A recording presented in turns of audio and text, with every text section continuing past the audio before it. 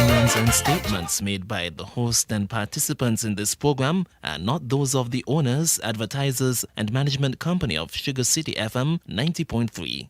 Nor are such statements necessarily supported or endorsed by the owners, managers, or advertisers of this station. While we encourage all to share their opinions, we do not support any comments that may slander, discriminate, or otherwise offend anyone, and we insist that you refrain from any such statements. Fellow citizens, near and far, join Newrish Nital on Sugar City 90.3 for Fear No Favor. Where is the cancer man? No runner come out for war. Tune in to 90.3 on your FM dial. Log on to sugarcityfmsynkits.com or download Simple Radio app from the Google Play Store. And join Newrish Nital every Thursday night from 8 to 10 p.m. as Newrish Nital tackles the issues and take your call. Good evening and welcome to Fear No Favor. We have quite a few issues that I would really like to discuss tonight. I would like to touch on the Explorers Club and the relevance of it to our federation.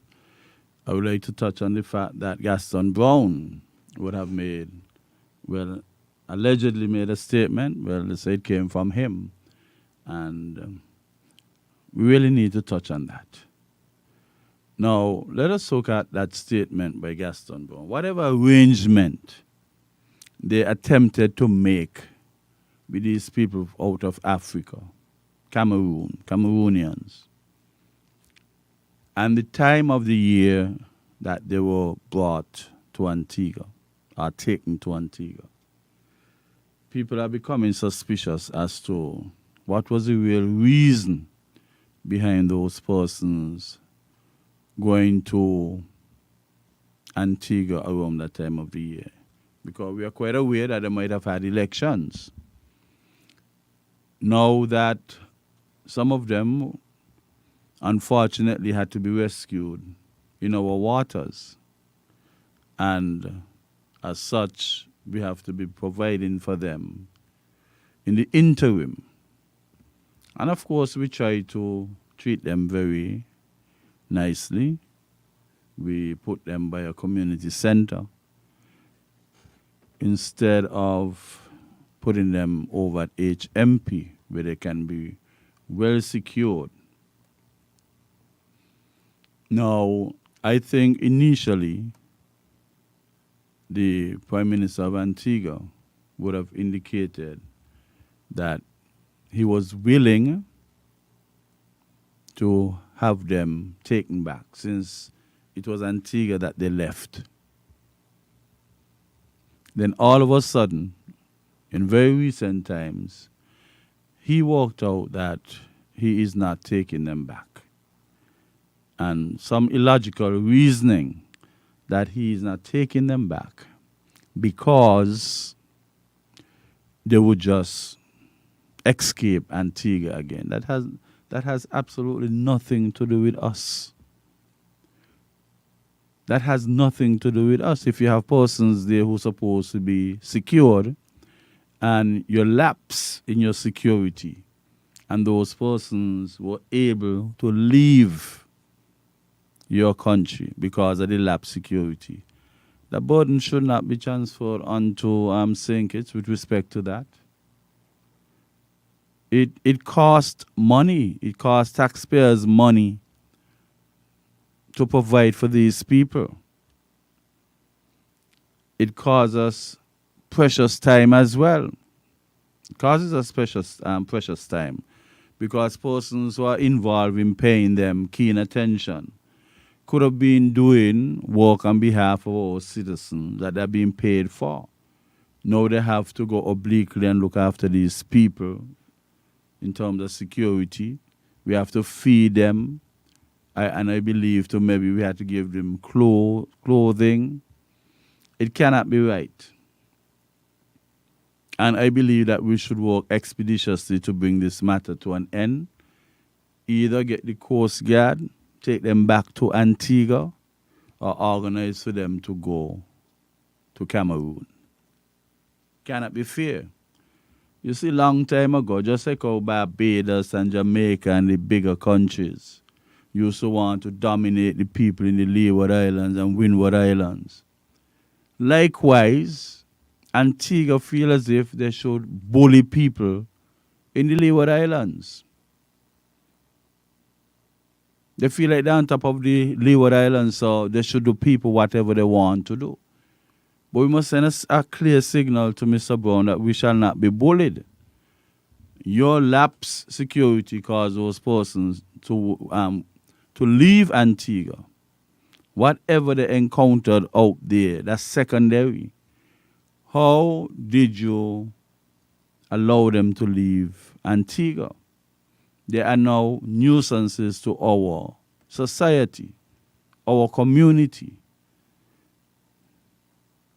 If you create a nuisance, you got to contain that nuisance.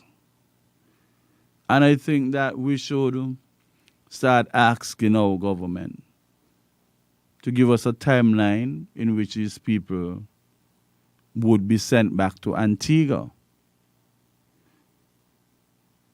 The kind of bombastic attitude by the leader of Antigua, we would not be accepting that.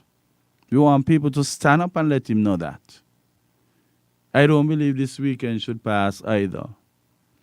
And provisions are not made to get them out of St. Kitts. Whatever they're consuming, whatever the quantity, that is a St. Kitts person's share. There have a lot of persons in St. Kitts asking for their fair share. A lot of persons have issues since COVID. A lot of persons struggling with the minimum wage. If we're experiencing those stuff, how could we comfortably, with a conscience, facilitate these Cameroonians? We cannot afford not one extra person we could afford to look after, especially under this type of category of excuses or reasons. We got to do what we have to do to get rid of them. We cannot afford to subject ourselves to more pressure. That cannot be fair. And don't look any friend. Don't be no friendly. Be no Gaston Brown. Let him know how we feel about it. And that he was out of place to say he would not take them back. And the reason was just doesn't add up. Why take them back when they're going to escape again? But you're making Antigua sound like it is the most porous island in the world for people to just come in as they like. Nothing in place to stop people, so you could just come and do what you want. I think that we have to act faster, especially since these people escaped. 9 of them escaped. You know, paranoid persons would have felt knowing that 9 of these people who we don't have a clue about, absolutely nothing about, apart from what they chose to share with us, and whether or not there was any verification of what they were saying.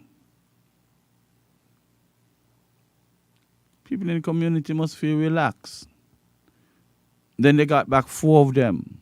5 of them were still on the loose. And then they got 4 more out of that. The last thing I heard that one person, apparently a Santo Domingan, was still at large. I don't know what the last update was. Maybe when I come back next week, I'll be able to indicate whether or not that one Santo Domingan who was at large would have been recaptured. And people are helping them. They don't know anything about St. Kitts. Where did they go to? Who facilitated them? And when they do things like this and the government get under pressure and have to introduce taxes to pick up the slack for these sort of programs, people still blame the government. We have to be realistic. What do we really want? What do we want? And people who we choose to lead the country, govern the country rather, they must be aware that even though where they are, they might be comfortable. They have security, they are comfortable. We have a lot of people who will be paranoid about a complete stranger at large in our little federation, our little St. Kitts. And I think that should be looked into. And Mr. Brown should be put in his place and have the Coast Guard take back those people. If not, we organize whatever flight to get them back. Because it is just not the cost of the flight going back. It's just not the cost of the flight. The mental, the psychological impact this thing is having on Kittitians. No flight could be too expensive to relieve us of those mental issues. People are traumatized. Some people get on the ear and they talk about Africa and this and the tower. We don't have a clue who the people are. So many things going on in Africa. From a violent perspective as well. How do we know who these people are?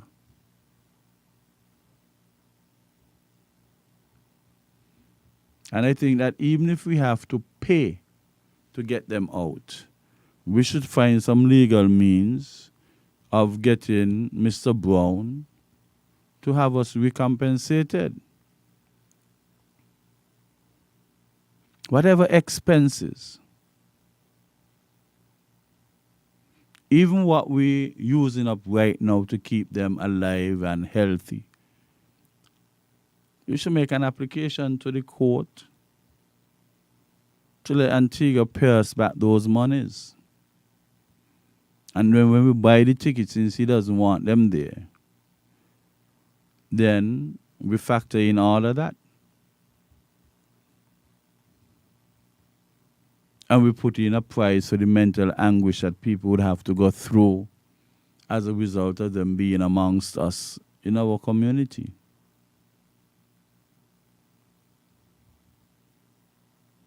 We can't be looking friends at the expense of our citizens.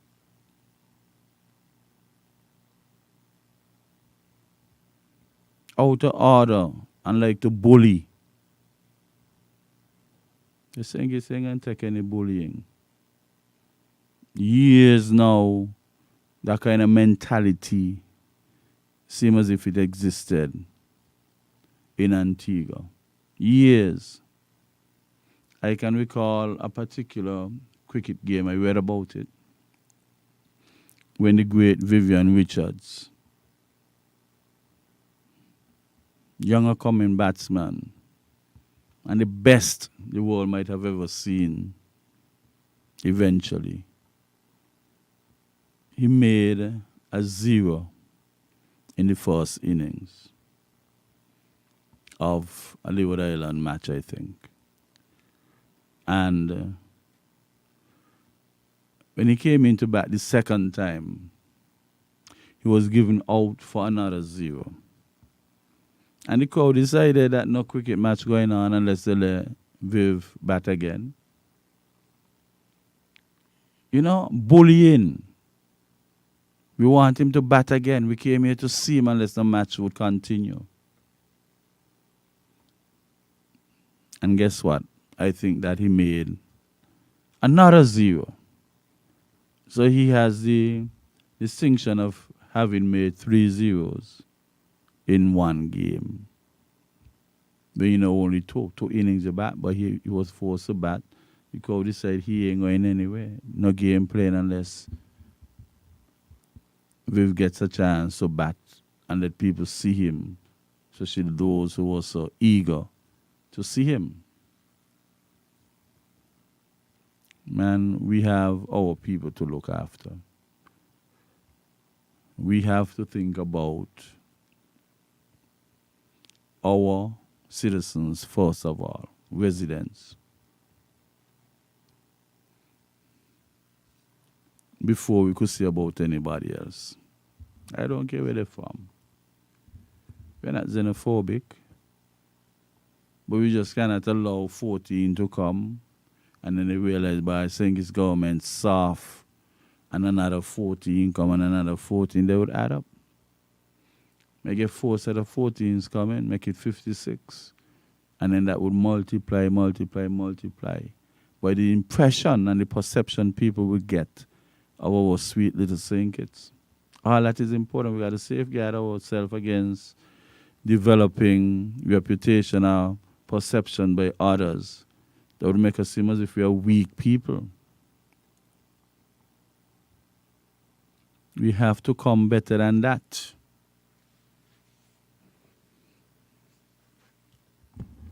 When Liat used to be over in Antigua, Kitishan used to struggle to move around in the region.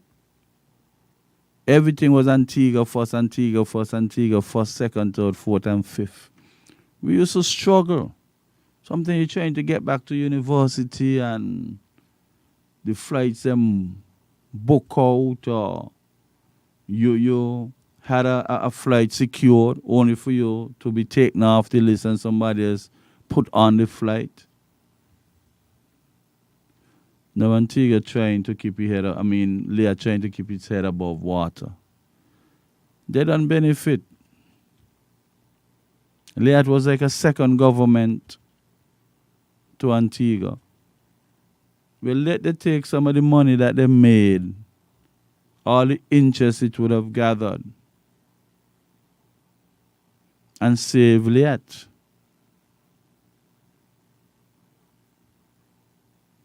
Because it seems as if they bullied the other countries around, especially St. Kitts. We ain't had much, sir. We are at the mercies of them. We were at the mercies of them. And now you want to come and accentuate this bully mentality again, but you ain't taking them back and try to soften it by saying, no, you're taking them back when they're going to escape again. That is not our problem. That cannot be our problem. Gastonbong got to come much better than this. Let us take a break and come back. Fellow citizens, near and far, join Newrish Nital on Sugar Soda 90.3 for Fear No Favor. Where is one? Where is the cancer man? No runner come out for war. Tune in to 90.3 on your FM dial. Log on to sugarcityfmsankits.com or download Simple Radio app from the Google Play Store. And join Newrish Nital every Thursday night from 8 to 10 p.m.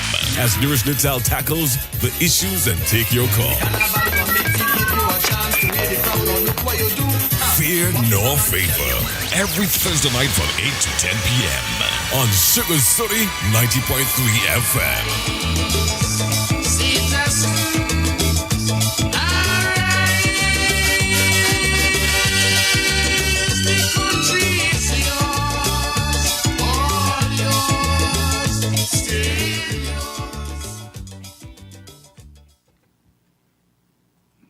Welcome back to Fear No Favor. A while ago, I indicated that the little pie we have around here is not sufficient to share. Had there been a dire emergency, we would not have mind making the sacrifice. But we're still trying to sort out things in St. Kitts to provide a better standard of living for everybody. Now, talking about that, there's an article entitled Multi-Stakeholders Involved in Minimum Wage Review, says Labour Commissioner James. Apparently they're having discussions, consultations, to see how they can come up and adjust the minimum wage. Is it really a minimum wage or a livable wage? And I'm going to read the article and then I'm going to come back and point out a few stuff in reference to that. The Ministry of Employment and Labour is working closely with its tripartite partners and other agencies/institutions to review the current minimum wage in St. Kitts and Nevis and to determine the best way forward, given factors such as inflation and the Consumer Price Index. On this week's edition of the radio and television program In Focus, Commissioner of Labour Sharmel James said that the Minimum Wage Advisory Committee appointed by the Minister of Labour, the Honourable Marsha Henderson, has met several times. She gave insight into the ongoing process. This committee is a tripartite, plus in nature, government workers, and civil society. She stated, each entity that is a part of the Minimum Wage Advisory Committee presents to the committee a position paper, and it is based on data. What is the inflation rate? What is the employment rate?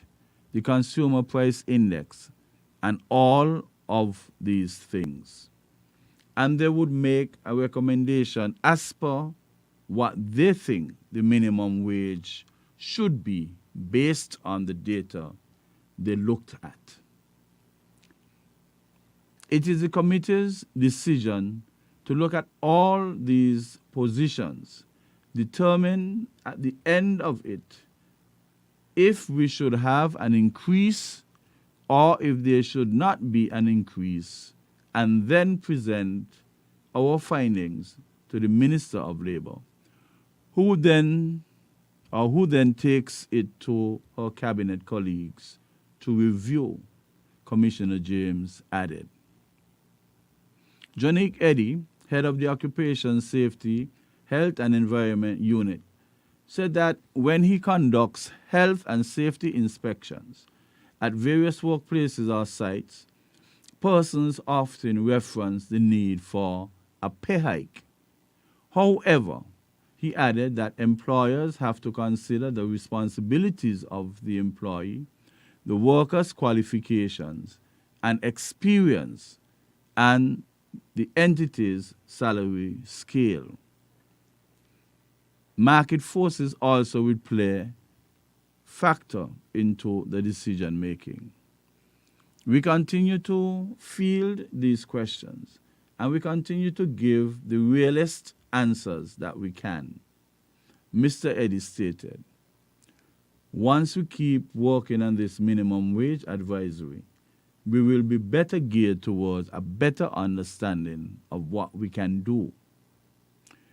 In Focus is live on ZIZ radio and television every Wednesday at 1 p.m. Replays air at various times on select stations. It can also be accessed on ZIZ and SKNIS Facebook page and YouTube channel. So here we have a committee appointed to work on adjusting the minimum wage. And like the commissioner would have said, that they could either recommend an increase and maybe to what extent, or they could decide that there would be no increase. And they will pass it on to the minister, who would then take it to cabinet for discussion. And then maybe eventually there might be a parliamentary debate. Our minimum wage is not the lowest in the region. It is quite a healthy minimum wage. But then we would have had some forces impacting the net disposable income of our residents. And that is why there must be scrutinization of the minimum wage and see how close it is to a livable wage.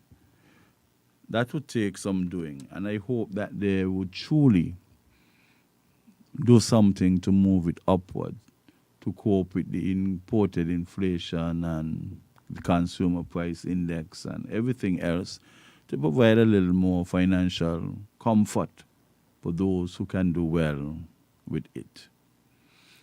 The problem we have to look at now is that even after the government might have decided that they're going to increase the minimum wage, those persons in the private sector, they tend to go contrary to the intention of the increase in the minimum wage. If, for example, somebody is earning, say, $400 a week, you have employers that even if the minimum wage was to go up, that person would still be earning $400 a week because they would cut the hours as conveniently as it may be for them. And that is rather unfortunate. And I think those are things that would have to be factored in. They must not look at the monetary minimum wage, but they must also set a minimum number of hours that people should be working. So you're working a 40-hour week, you're getting $400 a week. Now, why should you not be getting more than that? Why should they adjust your hours from 40 down to 35, 36, even 30 sometimes, just to ensure that the impact on their profits are not touched by the movement upwards of the minimum wage? They got to be in unison, unless these private sectors will continue to take advantage of poor people. So when government's good intention is to put people in better position, vertically upwards, then you have the greedy forces making sure that the person would still carry home the same amount of money by reducing their hours. This kind of slave mentality would have to stop. Stop. I would have always spoken about that. Don't treat your people them like dog. They're helping you to build your financial empire. Help them out.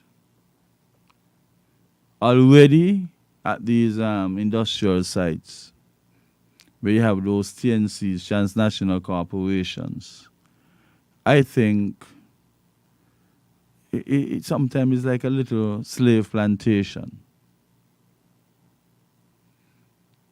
You get your lunch hour, the same place where you labor.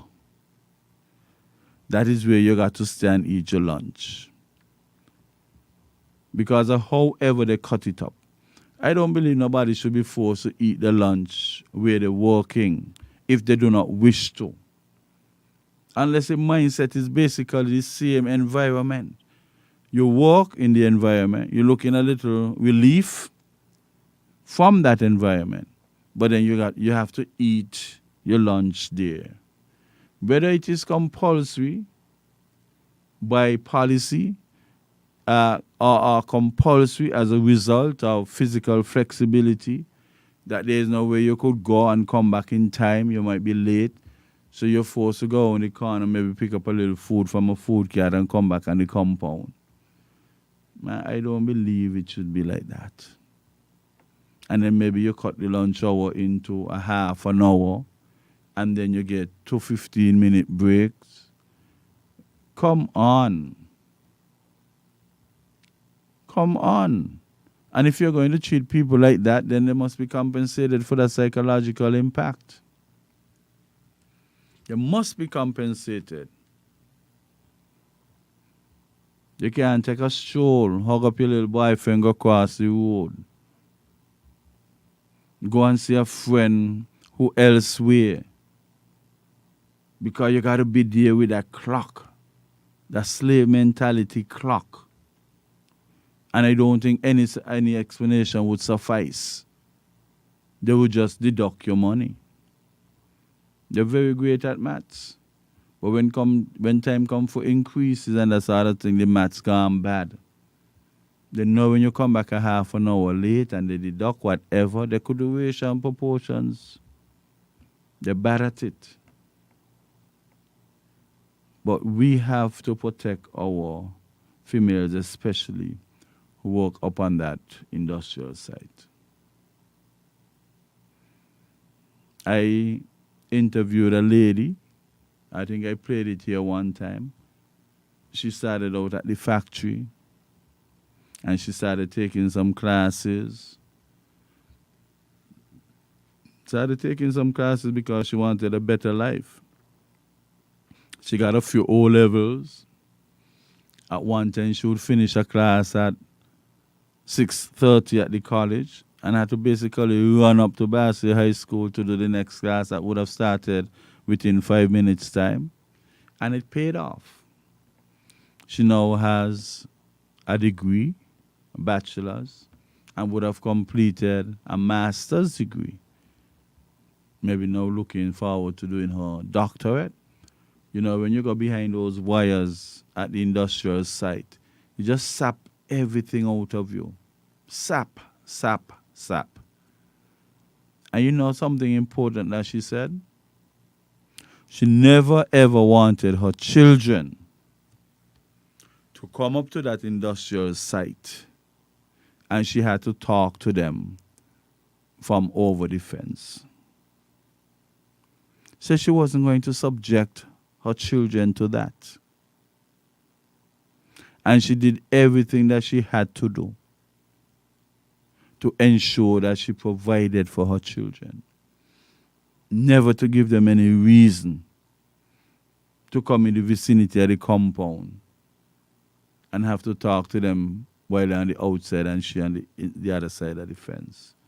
And that is important psychologically. Psychologically. Sometimes a child might have an issue or a family member and they want to go to the place of work at the industrial site. And sometimes it seems so sacred. Sometimes you feel like you're trespassing. You ask a question. You ask a question and you wonder whether or not you'll be granted the opportunity to talk to your family member. And this thing going on for way too long. Way, way too long. And she was correct. Don't let a child get indoctrinated with that sort of mentality. Keep far from those wires. Somebody would have to do the work. And those industrial sites might have served us well throughout the years, but they could have been much better. They could have been much, much better. We in the Caribbean, we compete with each other. We compete with one another so much that the parent companies, they see which country would offer the best labor cost. And we go as low as possible to outcompete the others in the region. And it's just not the labor costs, the skills of the Caribbean people. How many of you might have taken up shirts and things made in America when they were actually made in St. Kitts and other small Caribbean countries, but they just label and the tag made in America? And you see, sometimes when you are so small and you don't have the capital to give your people what they really deserve to live more comfortably, you have to make sacrifices. If you say $10, they say no.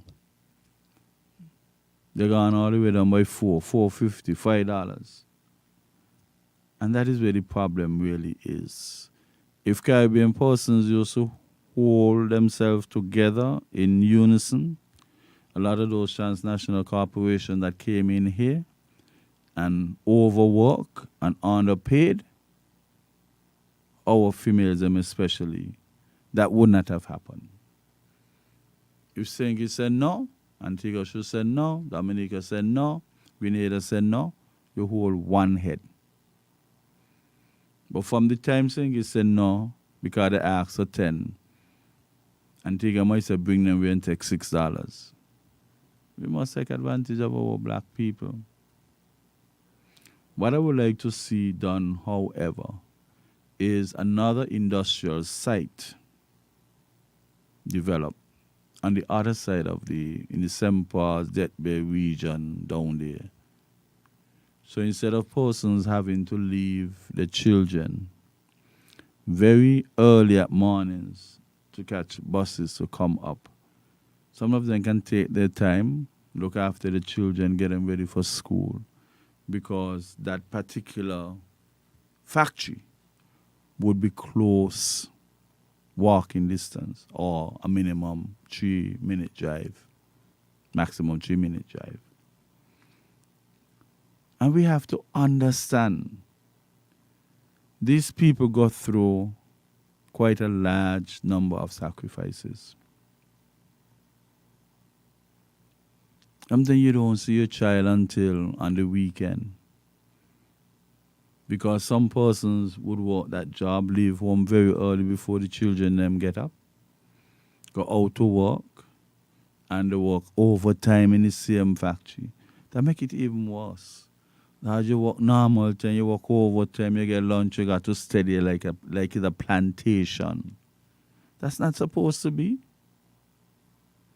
You need some differential in your physical environment.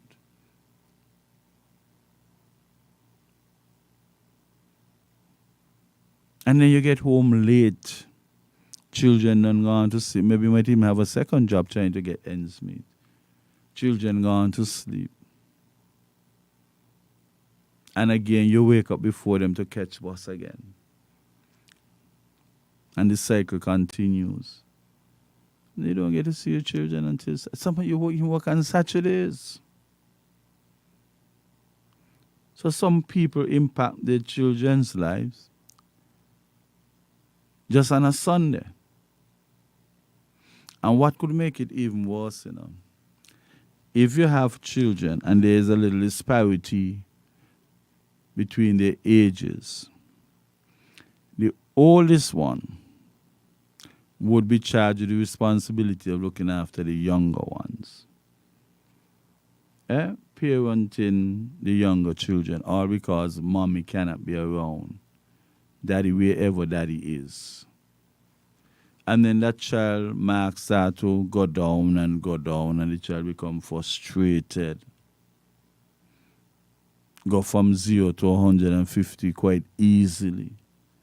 It's not easy parenting and looking after children at mornings.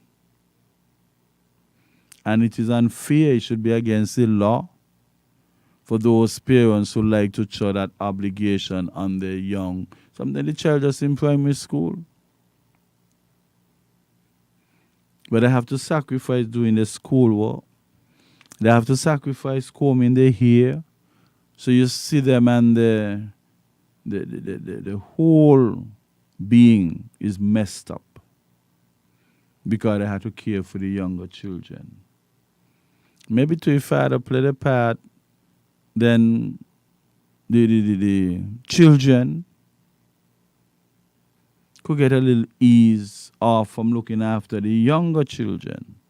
Sometimes we are forgetting that these are children. Social welfare, and so we'll have to look into certain things. Yes, people working 2 and 3 jobs to get ends meet. But how much of a sacrifice the children they must be put through? How much sacrifice they must be put through? We have to come better than that. But like I was saying, get an industrial site on the other side of the island. You call it the west side, and maybe don't let it be a transnational corporation. We should have talent here. Persons must have things that they can manufacture, market, and do it in a feasible way. Let it be locally owned. Even if you want some experts to come in and say you want to do something highly technical in the electronic field, some training can take place. After that, you hand over all of that. Number one, the boss, the first 3 places got to be kitchens. Whoever coming in, they'll come on a contract and they'll be intensely understudied by locals. And we have our own local industrial site. And therefore, we can better provide for our people. Because you can only feel and care for poor people if you kind of understand and would have lived the challenges that they're being through. You cannot truly help poor people if you never really experience the lifestyle. Don't get much of shout and prance and do whatever. You cannot properly help poor people unless you could identify with their challenges. Not just theoretically. I mean to the extent where the challenges them resonate with you. If there's no resonance, you're not in a position to help them. You can put up a front and believe, well, you're pretending, but genuinely it would not happen. As a matter of fact, you'll become frustrated easily because you're putting on a show, but how long you could put on this show for? And that is why I always feel that persons who come through the ranks of poverty would make much better politicians.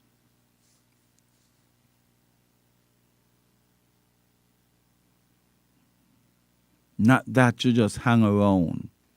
Campaign time come, you play more jaff and domino. You can't even identify 66. Because you have never been doing these things before. You don't know whether you must say deuce or deuce. You don't even know that you got to say 66 if you do recognize 2 6s on top of a domino. You to play what pose? A 6 and a 6? Instead of asking what pose, if it's 66. We need to start doing things and show that we understand.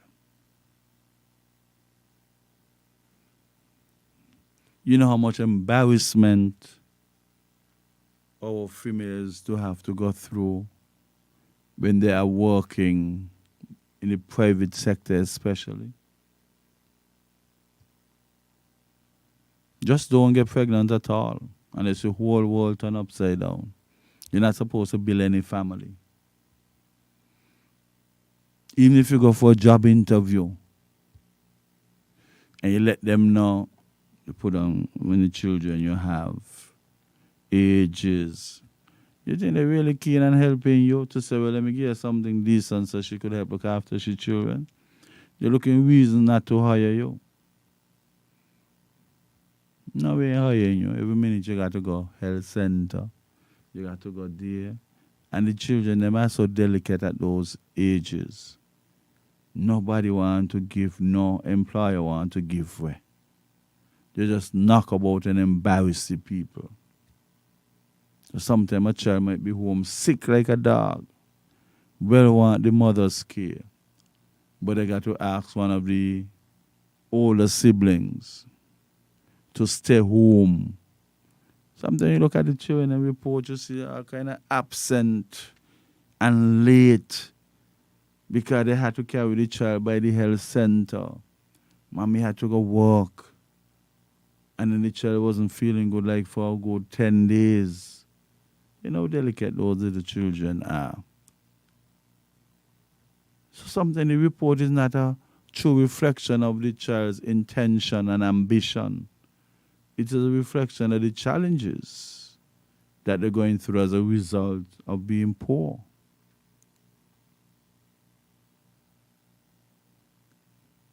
So there's no empathy for mothers at some of the workplaces because they don't want to hear that. As far as they're concerned, that is digging into our profit.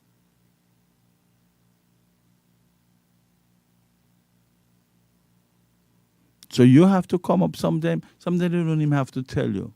But you could just watch your face and see the reaction towards when you say certain things or when you would have said certain things in the past. So you try and avoid all of that. Don't talk about compassionate leave. You could just bury your mother or your father on Tuesday. They expect you to be on time for Wednesday. They expect you to be on the job and on time for the next day. They don't even want to give you enough time to make your funeral arrangement. Sister Young had to meet me in town on lunchtime, 12 o'clock, and we try to do what we have to do. Sometimes business is so difficult to do at 12 o'clock that you're in town for 45 minutes since your lunch was given at 12. Those who, well, maybe they wouldn't ask you to stop there and eat any lunch. They will say, okay, you have a lunch hour. Take the lunch hour and do what you have to do. 45 minutes gone, and you have to turn out of town and go back up because you don't wish to be late. And then for 3 consecutive days, you're trying to see. And it's not like a relay, you know. You went the first day, you use up 45 minutes, and then you got the next day, you got to start over from 0. If Mother Luck would smile down on you, they might be able to get through with what you're trying to do, your transactions and everything else, and your commerce. You might be able to get through. No compassion whatsoever. And sometimes I feel that some of them are psychopaths. That part of the brain that is responsible for empathy is not truly developed or fully developed within their heads. So they couldn't care less. And people say, but the boss wicked. Saying that the boss wicked, the part of the brain ain't truly developed. Ain't properly developed, so they don't have any much empathy for people. All they see is profit. And that mindset would have to change. I would like to see a Labor Day march with all them women up the industrial site, marching with the placards. Some got and we want to leave the compound to go eat lunch. We want double time for overtime. We want our salaries to be big enough that we don't have to work overtime to spend more time with our children. We want safety gears. We want to make sure that there's insurance in the event that someone gets injured. And the insurance process must not be drawn out and discouraging. Walk with your placard. Do what you have to do. You may have some persons walking by these places 10 years, 15 years, I'm working for minimum wage. 10 years. Mine, I didn't say the same wage. I'm saying that they're working at these places for minimum wage. If somebody put you in 5 years at your workplace, man, some kind of rank got to go to. Even if you ain't put a stripe on the shoulder, something got to be done better. Nobody's supposed to be working for no minimum wage at one institution for 5 years. 10 years worse than 15 even make it a disaster. Yes, the minimum wage would increase, but a person years of service there should have a percentage of the minimum wage added on to that. Because you will not always find supervisory position for everybody. So you got one supervisory position for a line, but you have maybe 4 persons on the line, don't put in 10, 15 years. What are you going to do? You pay the supervisor supervisory pay, and the other 3 who you could not choose due to lack of budgeting for that, they have to remain at the minimum. That can't be. That should never be. We as a people, we find a lot of things to discuss and gossip and all kind of damn stupidness, when these are the issues that we should be promoting for our children's mothers to be better treated. Those are the issues we have to be discussing. And those private sectors that like to pull in a local, like the slave plantation, you pull in 1 or 2 to work in the house slave, get special treatment. You pull in 1 or 2, give them an extra $2, $3. Or something is not even compensated, but just give them certain privileges, power over somebody on your line. Look, do that. Okay, yes. No increase in pay. So they pull in. They look to see who could be influential. And then with that now, that person more on the employer's side than the employee from when she came. They use so many business strategies and our females up at that industries and other private sectors. And what make it even worse, some of them don't even have good benefits. Somebody working 40 years at one place? No, man. That sound like a pipe in the ground, man. Even them pipe in the ground, them asbestos pipe, they had major projects replacing them because they were done for years, 30 years, 40 years, 50 years. Don't tell me you have asbestos going to work at the factory them and those private sectors. 40 years, 30 years, 25 years, 15 years. And if they stop working today, they call it retirement. They get a basket with fruits and chocolate. You got to eat off the fruits them as quickly as possible. Or call your neighbors them and let them partake in the consumption. Or else they would spoil. The chocolate them, you know that you're trying to keep down your blood sugar. But you're eating still. Next thing you got to go take a double dose of insulin. Because you're trying to relish the benefits that you would have gotten. Not a thing. Not a thing in terms of finance. And that cannot be right. You work 25 years, 15 years, whatever number of years you work, and you get a gratuity when you work with government. You're now working up the industrial side for 25 years. And there's absolutely no gratuity for you. Well, I'm a taxpayer. You are a taxpayer. You got paid every month. I got paid every week, adding up to my months. Them.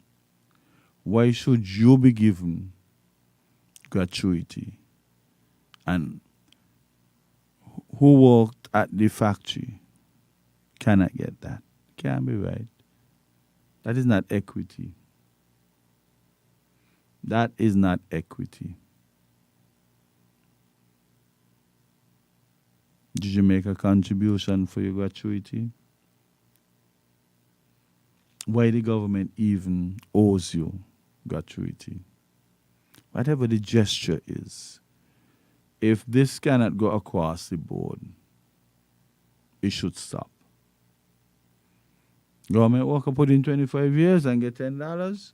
Industrial site worker put in 25 years, should get $10. And especially since most times government pay better. Government pay is consistently better. COVID, you lose your hours, you lose this, you lost everything. So you could see what is happening there. Your wages were impacted. They don't have much of a contract to send out this, send out that. So come work 3 days a week. Work 4 days a week. Okay, we don't have any day this week for you to work. So what are you supposed to do?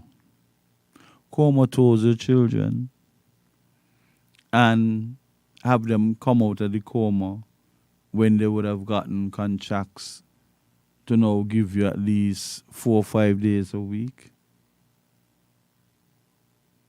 How that would operate? You got mouths to feed. And when people behave like that, if you look deeply into it, they're creating bandits. According to Charters Bandit Factory. You're going to say you don't have any day this week for me to work.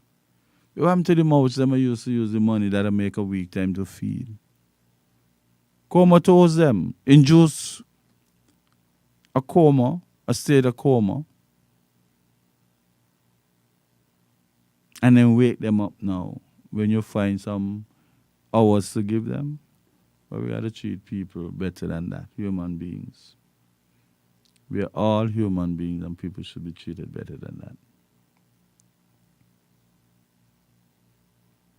There's a whole lot of sacrifices going down the line.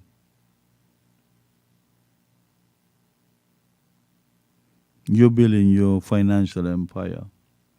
And the people who helping you to build, you couldn't care about them. Sometimes you bluff them. Oh, we didn't make much so we can't pay Christmas bonuses.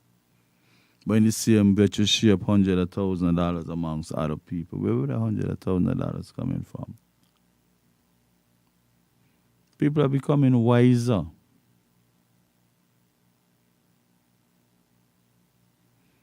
And the funny thing about that, you don't have somebody saying they come with a sad story. Let me see what you could take because they come with a sad story. And then you pressure the workers into doing wrong things. Because they put out the energy. And at the Christmas time when they need a little extra bonus, especially when government would have paid double salary. And the workers get double nothing. It is psychologically damaging. I think from the time the government announces a double salary in December, private sector should fall in line and do something. Not match it 100%, but do something. not only are you putting a little bit more cash into the hands of your employees or into the pockets, you're also taking care of the psyche. You're taking care of them psychologically. But at least we get something, man. At least we get something.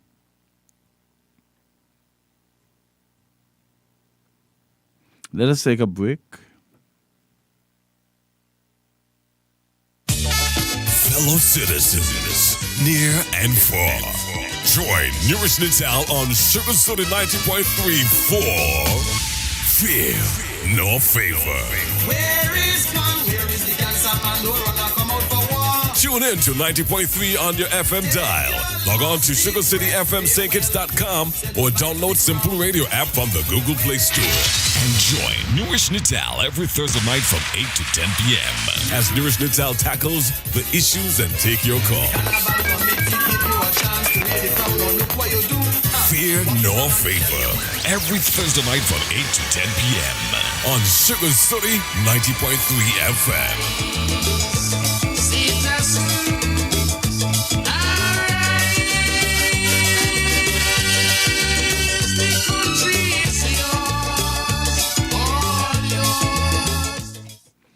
Welcome back to Fear No Favor. I want to touch an area that is very dear to me. We have a group of youngsters, very young, up to about middle teenage, and they go under the name of explorers. Some people would have heard about the Explorers Club, and it would have become synonymous with Rosemary Isles, Inspector Rosemary Isles. I really don't believe that a lot of us, including some persons in authority, really grasped the importance of that organization. And I think that lady should be lauded for even contemplating the very concept. I think that there are over 1,400 strong. And that's a lot. I might be just a little below. It could be 1,500, 1,600. Now, with that kind of number, the significant impact that would have on our little Sankits is priceless. Is priceless. And she must not only be lauded, but she must be encouraged. The officers, them who work along with her, they should be encouraged as well. And I hope the day would come when I don't know how they work out these promotions. Certain persons who working in certain departments of the police force, at times it becomes rather difficult for them to get promotion. Because some people seem as if they do not wish to put the appropriate value on the work that the individuals are doing. Now, when we had the gangs and warring, and then eventually they decided that they want to do better. And even before the peace, you had quite a number of persons warring in different communities. It was quite a Herculean effort to massage that warring mentality into something that was more accommodating and conducive for societal development.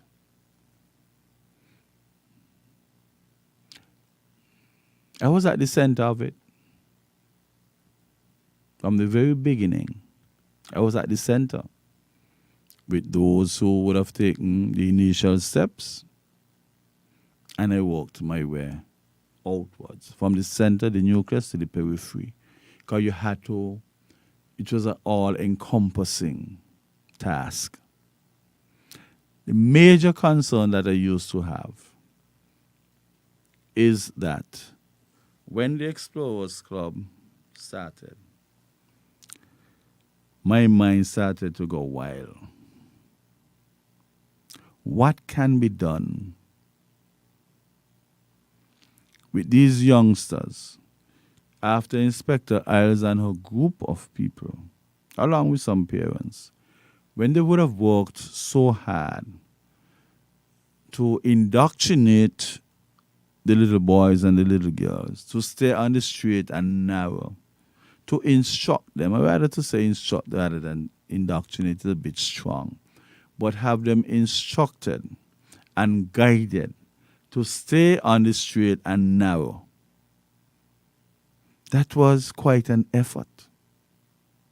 That was quite an effort. When you don't put in all that energy and they happen to leave the compound now to go home, the problem that I had was that they would have been going home to uncles, brothers, cousins, aunties who were part of the warring factions.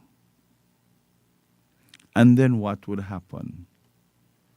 As a youngster in a home and your brother or uncle is associated with a particular lifestyle or a particular group, there'll be a natural inclination for you to develop a propensity to follow the same trajectory. So there was a sort of gap. When they leave us here at the Explorers Club and they go home, how are they coming back to us the next day or the next week? Are they coming back to us in a diluted version of how they left us the week before because of what they have in the environment where they had to return to? That was a big question. That was a big question. And the job of the Explorers became more difficult because you make 2 steps and it seems as if you would have gotten it concretized within the minds of these young people. For them to be overwhelmed, overpowered by a different narrative in their home environment or their community environment. So something had to be done. So despite the efforts of Inspector Isles and the other officers and parents who joined in to give you a solid structure, the structure needed more than a structure. The structure needed texture. How do we texturize these persons around whom we would have put up a structure? You had to get into the core of it. Who are you going home to? What are they telling you? Are you taking 3 steps forward and when you go home you take 2 or 4 steps backward? And that question would have been in everybody's mind. Well, at least it was in my mind. And I think that the best thing to have happened was for the peace initiative to be taken. That they now gave the visionary Inspector Isles every reason to be best appreciated, she and her staff. Because with the peace now, the youngsters then were leaving the Explorers' environment with the Explorers' mindset without a chance of it being, with, let me say, a very minimal chance of that mindset being diluted for the worse. Because there was peace. Now let us suppose, even though the peace might not have been on as yet, that these children were not subjected to the care and guidance of the Explorers Club. you know what would have happened? We would have lost about 85% of them to the same culture that we were trying to massage out of the lives of the older guys. They would have been in there. So that idea was an excellent idea. And it created a sort of boundary. Even though it was a bit porous and things would come in and other stuff, I thought that it played a very important and pivotal role in keeping those youngsters protected, guarded along that narrow path. Else they would have been out on the broad path. And we would have been catching hells, trying to rein them back in. But Inspector Ells and her officers were steadfast in their effort to keep those youngsters on the straight and narrow path. Then after the peace came about, we could have seen the value. We can now, in hindsight, see the value of that Explorers Club. And I would like to make a special appeal that concerted efforts be made within the police structure, within the Ministry of National Security, to ensure that the Explorers Club go from strength to strength. Those of you who are listening and might have a little excess in terms of cash, you can donate. They usually would have a camp, Easter camp, summer camp. Yes, the children, they might have to pay $1 each time they go. And that is only to assist them in getting snacks and those sort of stuff. But a structure, an organization like that should be supported 150%. That is like a circuit breaker, because a lot of us are not aware that we have persons in primary schools formulating their own gangs. Some people don't like people to say that. I understand that a police officer might have said it, and they took him to task to say that he was embarrassing the government. You see, I have an issue with that.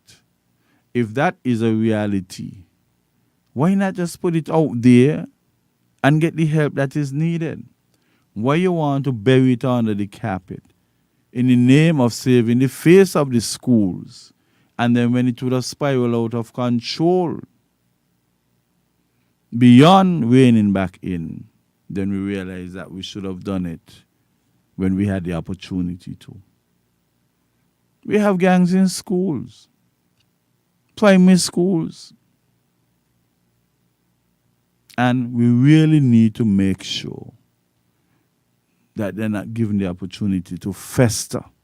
So whoever wants to be offended by the officer mentioning that, I am going to mention it too. I'm a forensic psychologist. And I know, because I do a lot of investigations, plenty. I wouldn't bring confidential information to you, but I am telling you there are challenges within the primary school environment with people, young people consider themselves leaders. People in grade 4, just 9 years old, controlling not only grade 3, grade 2, and grade 1, but also dominating people in grade 5 and grade 6. Because once you fall under that umbrella, there is intimidation. And even the smallest of a member with that mentality could cause the biggest giant who are trying to not be antisocial in behavior to be quite intimidated. We need persons to come on board to assist the explorers' effort. We need persons who are looking at the Explorers Club as if it is not necessary, as if it's a waste of government funding, to see the bigger picture. Stop superficially examining the surface.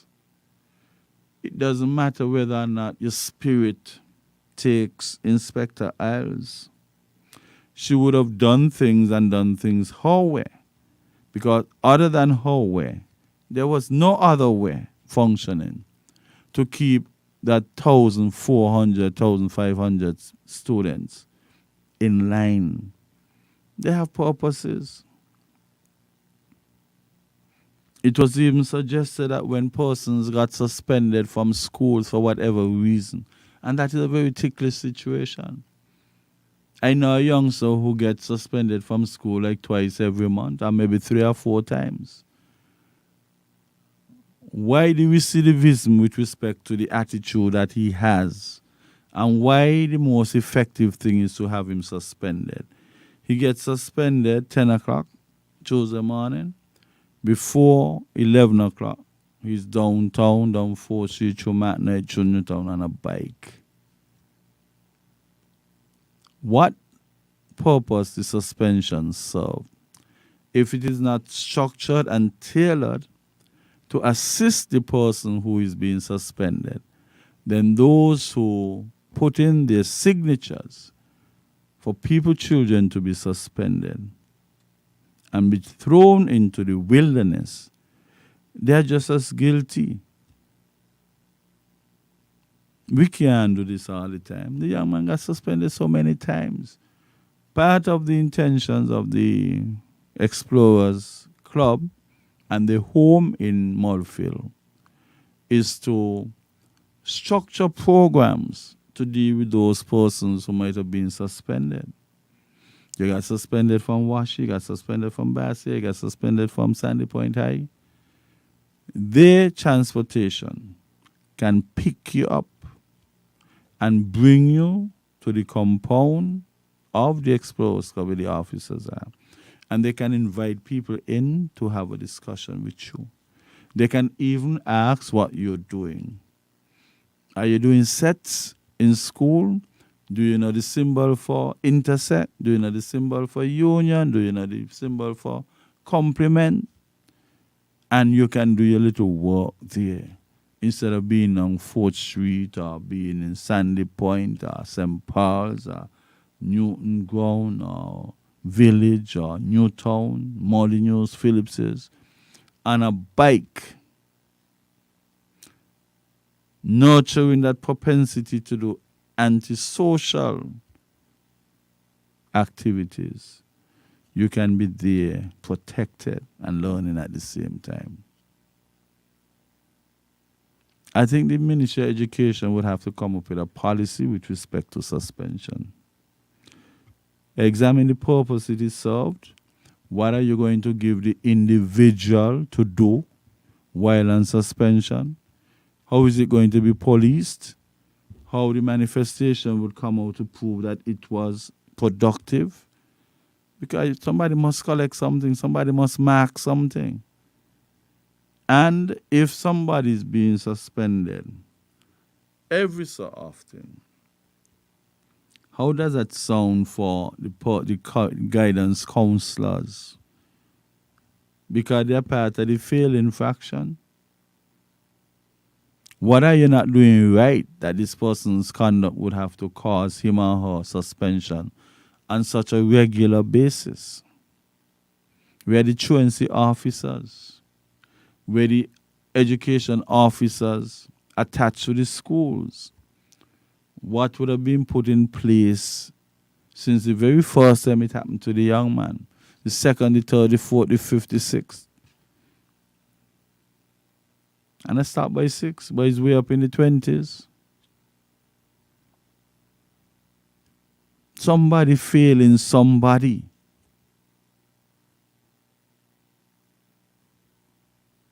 Blame it on the homes. Parents are responsible. I heard somebody made a comment on a program this morning because apparently in the U.S., the youngster who shot, the 6-year-old who shot the teacher, apparently they charged the parents. Some other place, a father was charged because the son got access to the firearm and apparently killed a few persons. When you have situations like those where parents are being outright reckless, stoic, indifferent, and fail to secure a firearm to the extent that the child got access to it, took it to school, took it out, carried out into the environment, community, and shot people. I could see where you can put some pressure on the parents for that.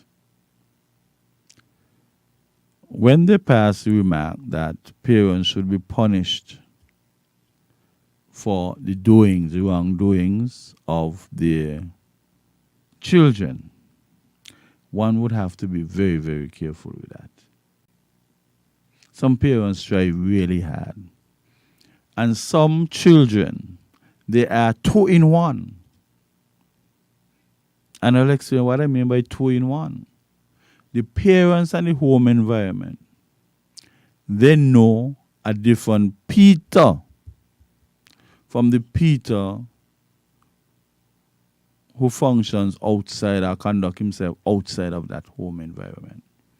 Sometimes the parents had absolutely no clue that this is the same child that persons are now accusing and have evidence of him getting involved in antisocial behavior.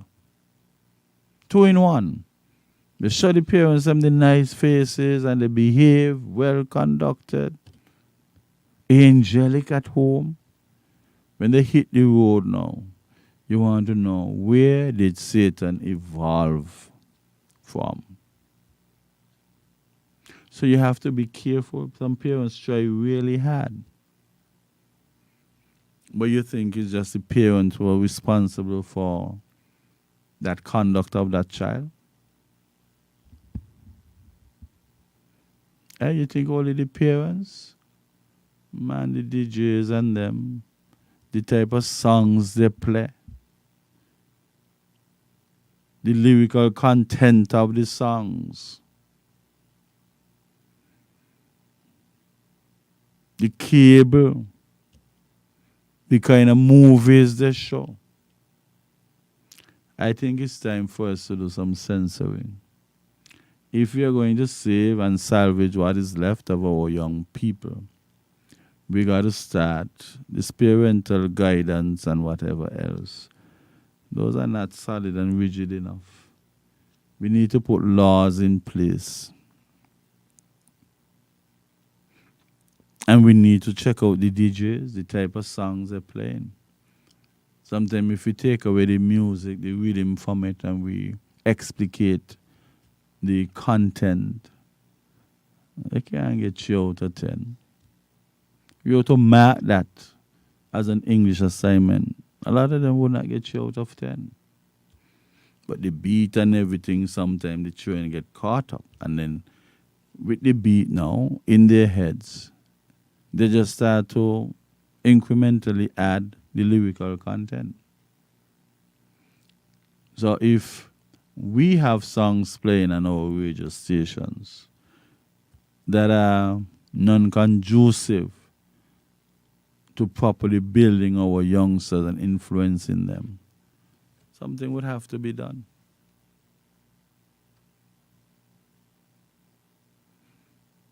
The limited categories of song that you hear is always something about some woman and some man. Always something about some shoot down, some gang man opposing antagonistic behavior. And these are what our youngsters are being fed to come upon. But in every democracy, you must have some extent of dictatorship. And any government with a majority, and they really care, they go in and they put up the vote, they never get a chance to beat the yes. And if you really want to do things, you will get it done. You will get it done.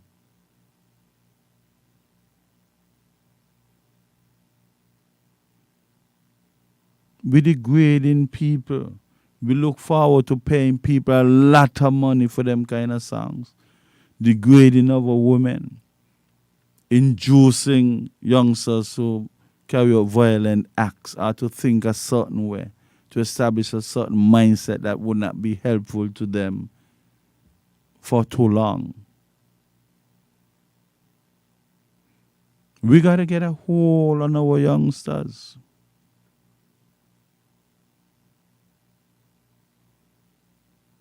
We really got to get a hold on our youngsters. Already we would have taken it too far. Where people coming to talk to you and the underpants in your face. And our females, so they got to take some of that. How can you show appreciation for somebody who exposing themselves like that? Wherever it was imported from.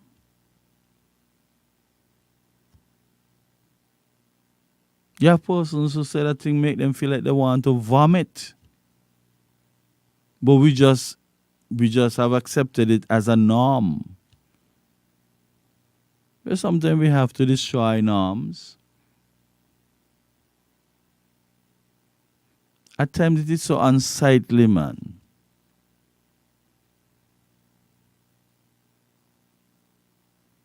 All of a sudden nobody can find their waist. They need a microscope to find it. Every single belt is way below the waist.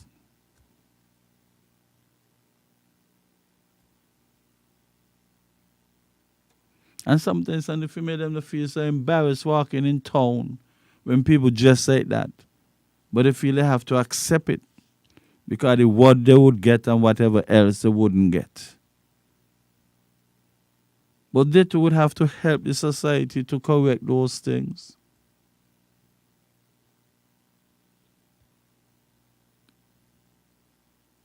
I say you gotta go home town with your short tuck in your pants and your button and line with your zip like some military man. But at least we could be more pleasant than that. You go into a business place, you go by there to ask somebody a question. And all your underwear is inside the person's face. And some of them don't even be clean.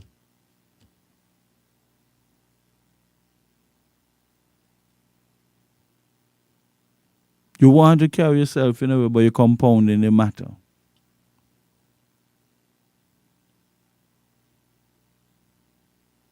How can you do that? You have teachers having to offer people chocolate bar as a reward for them to pull up their pants. We're not going to have chocolate factory on your chocolate must run out. So outside the chocolate, the pants them shall remain down there. Very, very, very unfortunate. Everybody got their own taste. But that society should not become tasteless.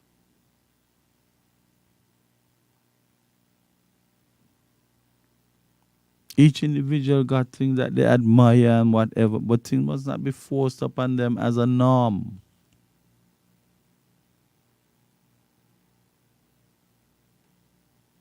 I think we can do much, much better than that. Much better. We really got to call on the band members. Call on the band members. have more respect for our females. 95% of the song them is always something derogative about the female. And the females them lend support because they dance to it. They skin out to it. How could somebody do that? And you rewarding them with dignity. And we gotta get more pride in ourselves, man. And the Carnival Committee too. Examine the songs. You have a set of people who might want to party in a particular way. Maybe there's a time and place for that. But our national carnival with some of those songs, we can do well without them on the road. We can do well without them on the road.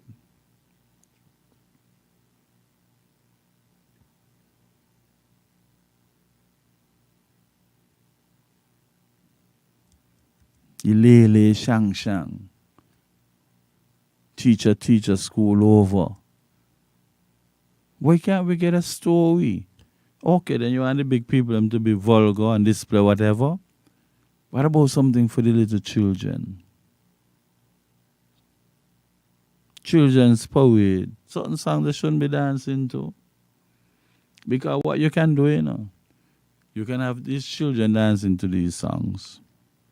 And when they get older, the songs they might be somewhere in some archive. They listen to the songs. And they might blame the parents, the guardian for, I mean, what shopping is you had me dancing to?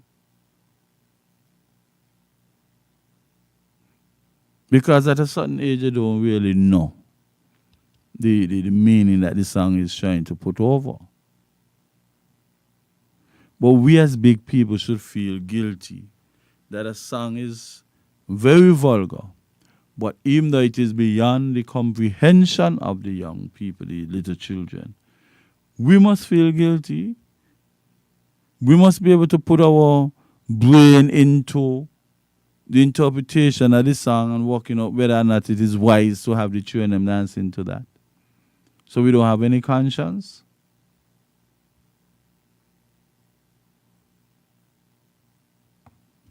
And then some parents want the children to dance in public like how they would dance. And like they say, leave nothing for the imagination. We have to come better than that. We have to try. And with all those challenges, how could we not increase the explorers' numbers to about 3,000? And then for a small island with a small population, our pride and decency would be the best per capita. Could easily go up to the best per capita. Just like how when we have murders, they branded us murder capital of the world. It's not like we had more murder than anybody else. But per capita, for our small size of population, when you do the calculation, per capita, it had us labeled very awkwardly. So likewise, we can reverse that. Let our children be taken care of, be properly guided. Be properly guided. And as such, we could be branded the most decent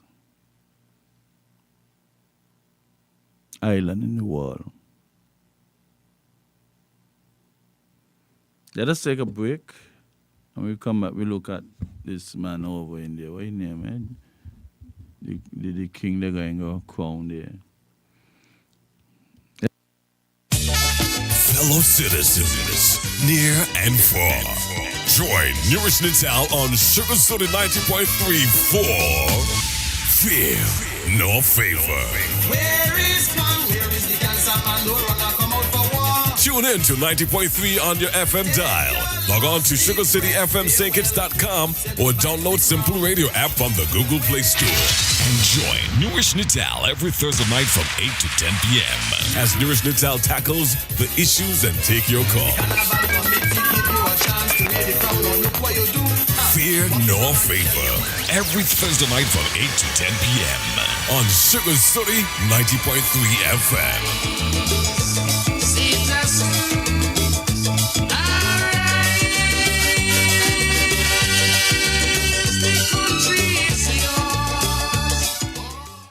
Welcome back to Fear No Favor.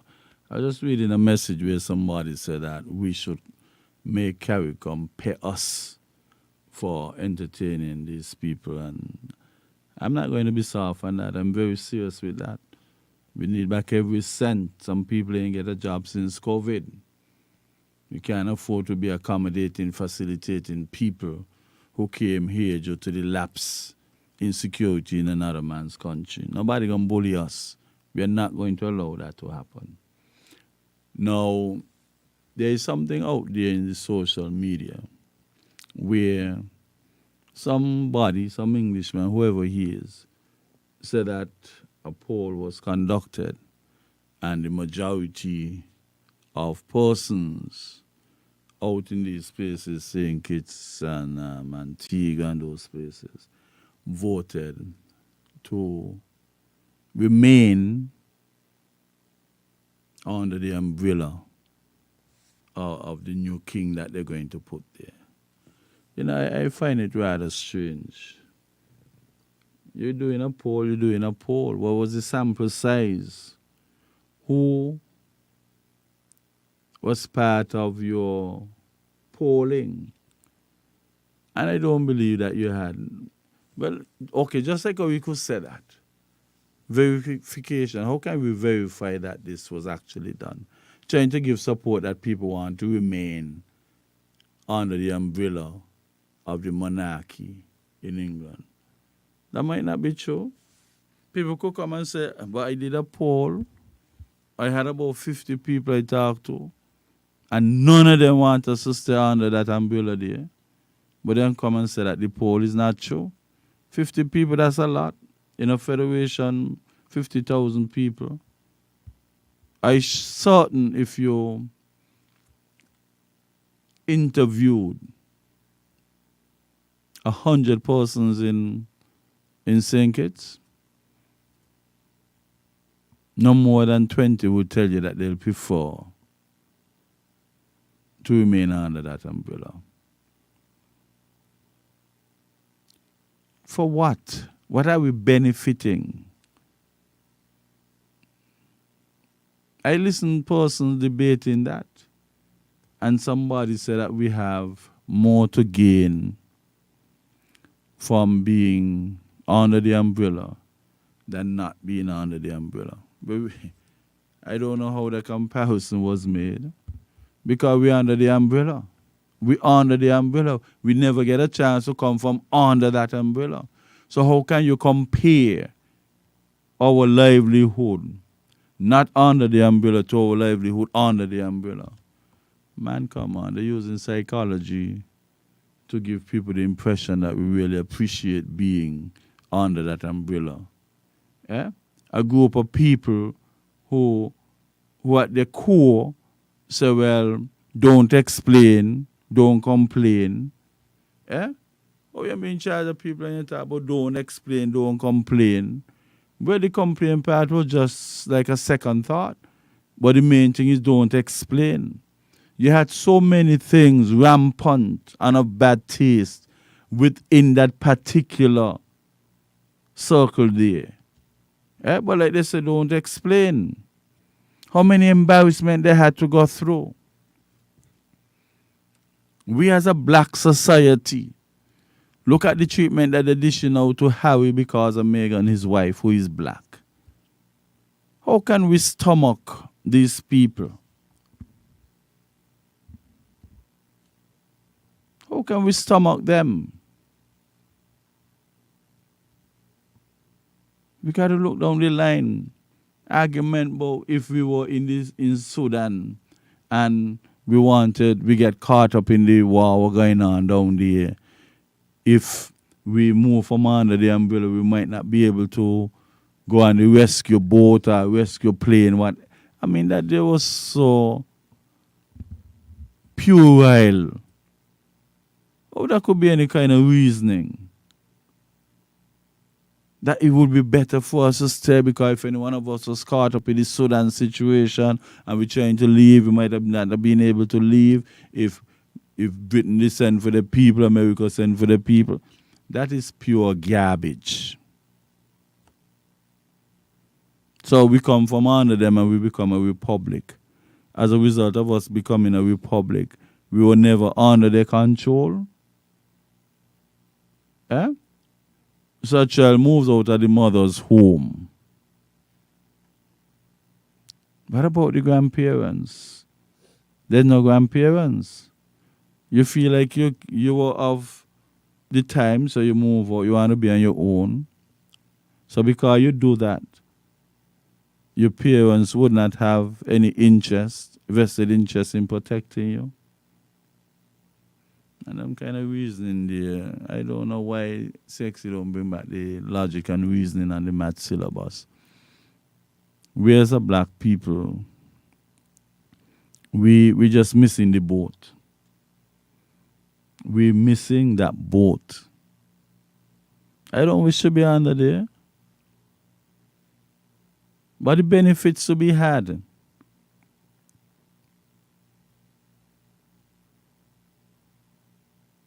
If we're not there, compared to if we're there, how the comparison went? How you get to make a comparison? It was just a convenient publication of some poll that was done. Well, I did a poll too. I did a poll.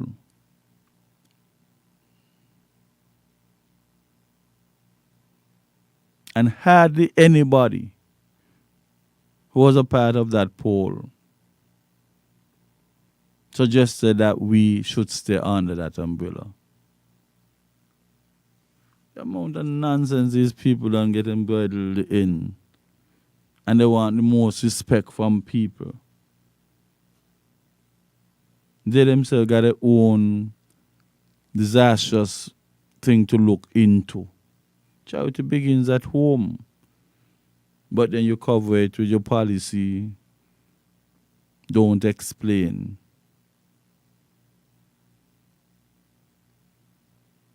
You got people on the ambulance talk about don't explain. You have a lot of things to explain to us.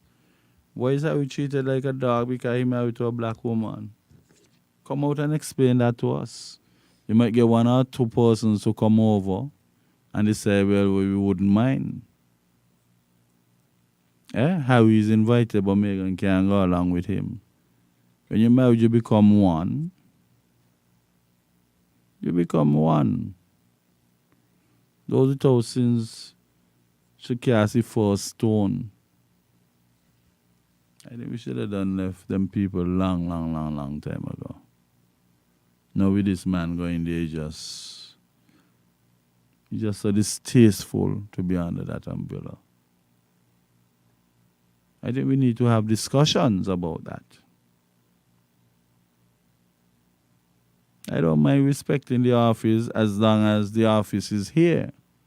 But I'm saying that we have to expedite the process to come out of that, come from under that umbrella.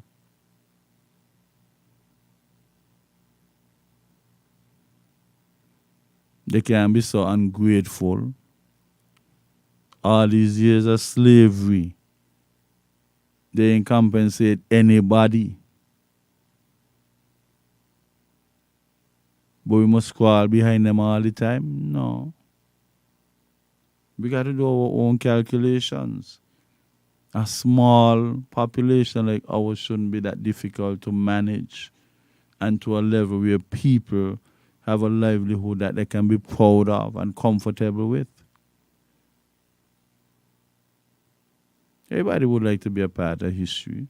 So the Prime Minister and his entourage go wherever and they experience, they could say they were there. Because 70 years the lady was there for the Queen. These things don't come so often. So be a part of it. We could come from under there. And if you want to be a part of conventions and so that these people are part of, we can be a part of the conventions, international conventions. We might not be so strong to say, well, formulate a bilateral agreement. But as long as we're part of certain conventions, we could reap some rewards. You don't have to remain under them. Those stranded in Sudan, and it's a kind of surprise at the kind of mentality intelligent people would have. Yes, I could see the issue with the CCJ, and we're still going Privy Council. The attitude towards the CCJ, I think we can work on that. Some people claim that most of those persons went university together. From the time they say a particular name, the objectivity got through the window and the subjectivity steps in. Well, I think that we have professionals, and once people exhibit that professionalism, we can give up the Privy Council eventually. We can give it up. We just need to have, outside of the law, certain other stuff that you could consider, even though it's a legal matter. Morals should go along with some legal decisions.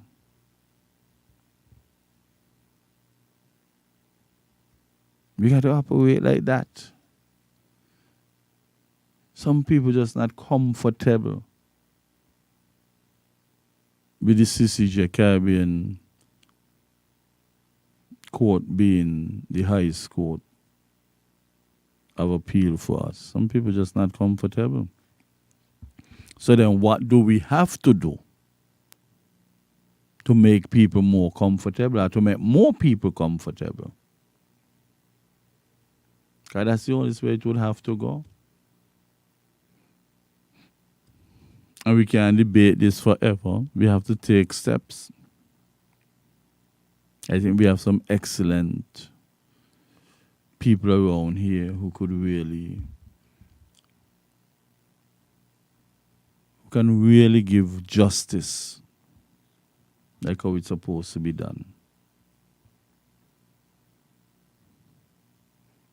Look at Clarence Thomas in the United States. Dining and going away on vacation, and people from the GOP, the Republican Party, paying all the expenses. How can you be in the Supreme Court and these things happening?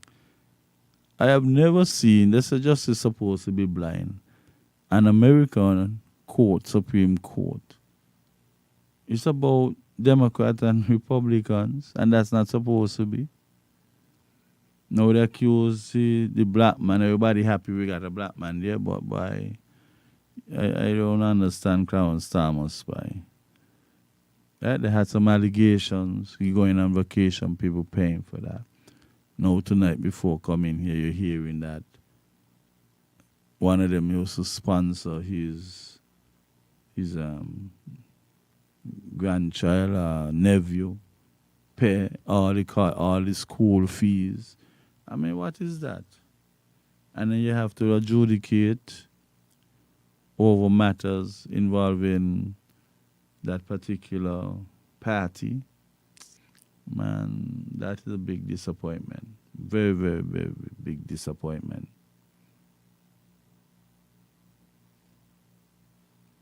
So,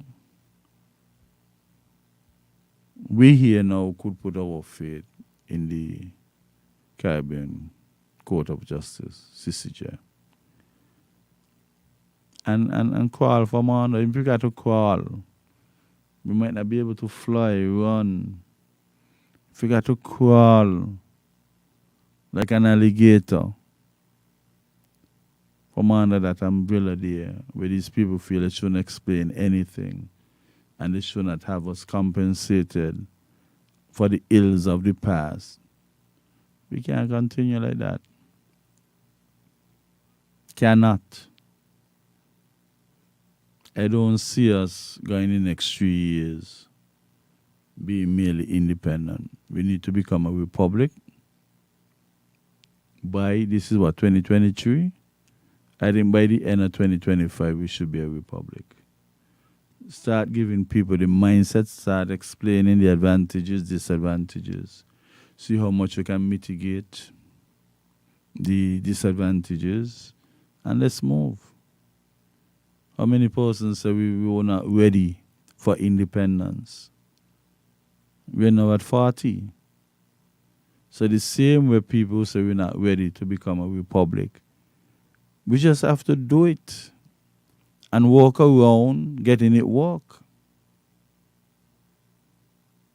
Don't listen to anybody. You put things in place. We just would like people to be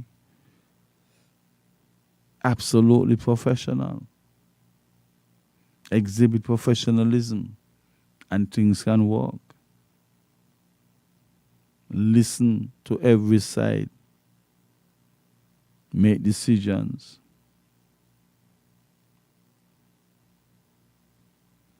Let's explain what the Republic is all about and let's see if we can move on with it. It is too hurtful to remain under this umbrella there with that.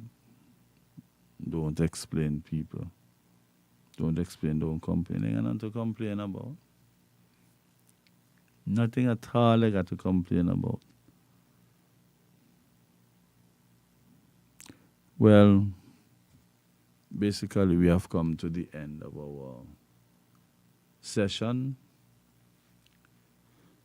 And I really like people to pay attention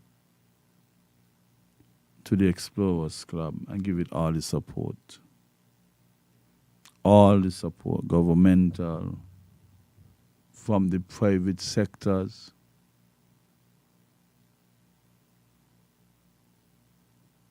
Give that group of youngsters, give Rosemary Isles the support that they truly need to build an even bigger Explorers Club. Because you have them in almost every community and they want to expand even more. The number should never ever decrease. Even persons when they reach a particular age that they might be considered to have outgrown, you must have a role for them to play, maybe in leadership positions. Because we have to do this. We have to. The peace program might not always be 100, might not be perfect. But as little as possible in numbers we have of these youngsters who are willing to be indoctrinated for whatever reason, the better the country would be. And for a very long time. Please give that support. I know that we had an unfortunate incident over in Nevis. Someone got killed. Still making the appeal that we can talk it over. We can talk it out. Coping skills are important. And people got to put pride aside. There's a new wave to do things correctly without much ramifications. And we have to try it that way. Yes, people like to say forgive and forget. Maybe that combination seemed to confuse people. Could you forgive if you don't forget? Yes, but you could have something in your memory bank and it is not impacting your lifestyle because you have decided to move on beyond that. Whatever possible triggers might have caused it to even come close to the surface. You have to work on destroying those triggers. And the way you do that is to intensify your coping skills. A man might accidentally mash you, really mash your hand, and he said sorry. And you basically let it go. But when 2 years down the road you hear, when they mash off your toe down by the ferry terminal, I mean, memories must come back. But how do you make up your mind to deal with that in the event that it happens? We need to work on the coping skills of people in so many ways. So many ways. We are a very small country. We are a very small island here in St. Kitts. And it shouldn't take much to align our ducks and move forward. Everybody would not have a level playing field. Because even when you're saying that you're giving people equal opportunity, that is not all. Everybody could get an equal. You could say, come to the bank, you get a loan, apply for this, apply for that. But if you don't make provision for them to utilize the opportunity, then you might as well keep the playing field not leveled. You can't get 10 people equal opportunity, and 4 out of the 10, they're not in a position to utilize the opportunity. So an opportunity that is not facilitated is no opportunity at all. Got to be considered not an opportunity. You give an opportunity, they must provide the facility to move along with that opportunity. Unless a naked opportunity is no opportunity at all. Well, thank you. We have come to the end. The good doctor might be showing up next week. But there were several things that we really needed to take care of. And I saw some messages came in, but sometimes you want to deliver what you have to deliver. And I think that I would have done just that.